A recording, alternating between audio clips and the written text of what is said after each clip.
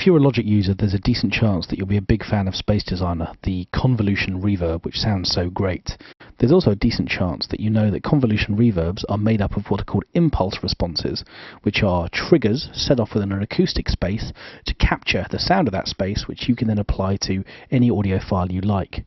The most accurate way to capture the acoustic property of a space is to set off a sine wave sweep within that space, which is broadcast through speakers, which microphones then pick up, capturing the reverb at the same time.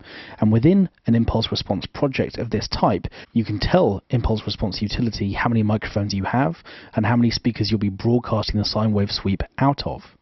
The alternative is that you can actually record a signal which then can become an impulse response in itself, and that's exactly what we're going to be doing using a microphone.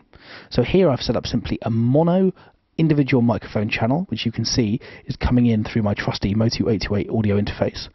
And what I'm going to do in a moment is to record just any old sound via input signal analog 8. And the moment I do that, you can hear and see the level coming in.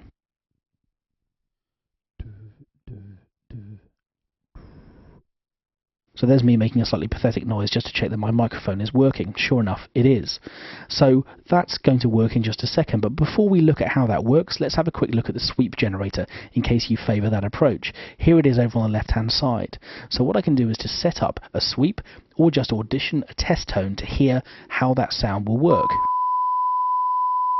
So there is my sine wave test tone, and what I can do is to broadcast that and capture its sweep out through the speakers if I want to work that way.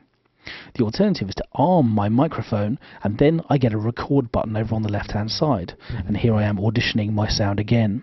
Now you can see that I've set up a reverb time of 3 seconds, which means that when I hit record, which I've just done, and blow into my microphone, I've captured a sound which is 3 seconds long.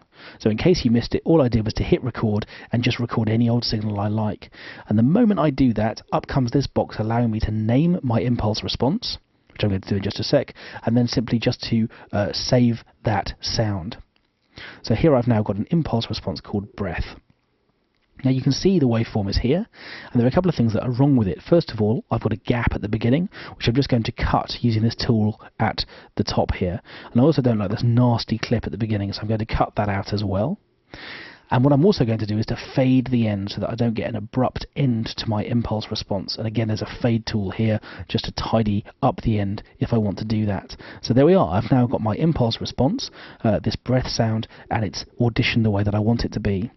Now if I want to hear what it sounds like in action, I can press this Audition IR button. And what this allows me to do is to run my sound triggered by a snare drum, for instance, or a male shout,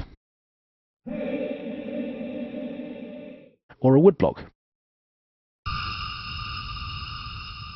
So that's what my breath sounds like, glued onto the back of any of these sounds. And if I decide I like it, what I can do is to save it. So down here in the bottom left-hand corner, I've got a chance just to click this button here, and what this does is to allow me to save my impulse response ready for Space Designer. So if I click this OK button, straight away this SDIR file is created, and this box tells me that my impulse response is ready and waiting for me in Space Designer. So if I had Logic open, I could flick there immediately now, and I would find that it had been added to my list of impulse responses. So if you want to capture internal space or just record any old sound which can be used as a reverb tail within Space Designer, this is for you.